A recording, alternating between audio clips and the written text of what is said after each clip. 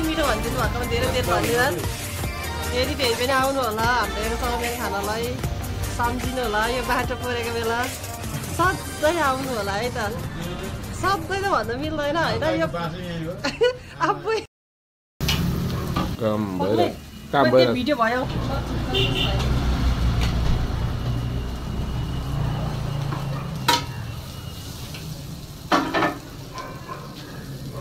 आलु राख्ने होइन अङ्कल? अनि हल्का चना राख्ने? चना राखिसक्यो, राखिसक्यो, गाजर राखिसक्यो। ए अनि यहाँ चाउमिन राख्नु पर्यो होला। पर्यो त, चाउमिन हो त। चाउमिन यो दामी भएको छ अब चाउमिन। चाउमिन अलिक कम राख्नु पर्यो है।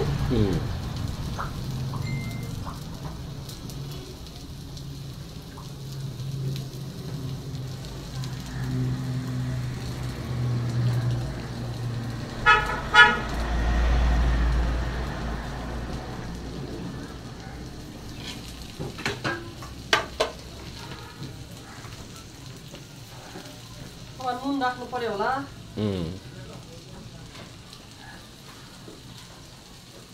नुन त कमै राख्नु पर्यो होला नि। थप्यो भने पछि थप्छ। यो सस राख्नु पर्यो होला।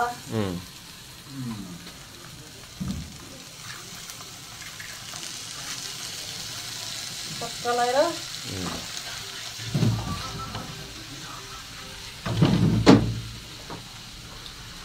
यो सस पुगेन नि त।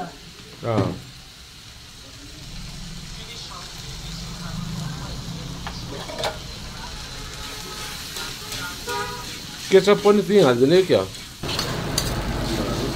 आउनु होला अर्ग्यानिक चाउमिन हाम्रो आफ्नै घरमा उत्पादन हुन्छ यो होइन, बाहिरबाट हामी ल्याउँदैनौँ।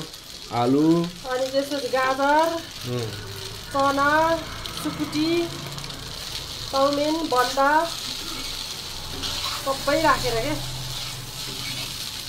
दामी भयो। अब त पाके पनि होला हौ। पाक्यो, धेरै गलाउनु हुँदैन। पाक्यो अरे अङ्कल? पाक्यो। भयो अब साँच्ची हो।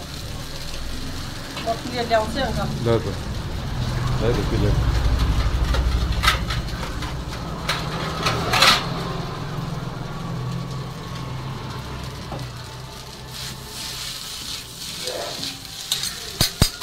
ल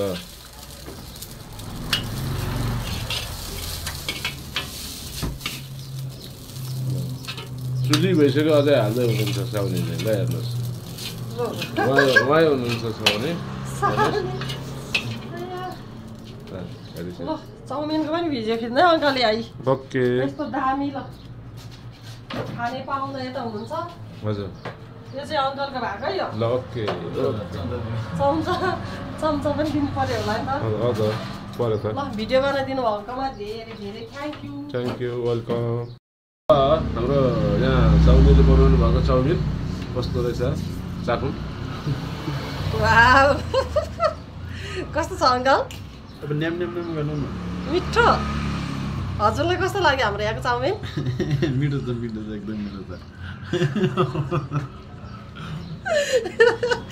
ल थ्याङ्क यू मिठो भनिदिनु भएकोमा धेरै धेरै धन्यवाद।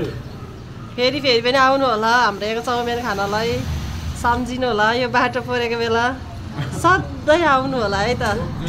सधैँ त भन्नु मिल्दैन होइन, यो आफै म अङ्कलको फेरि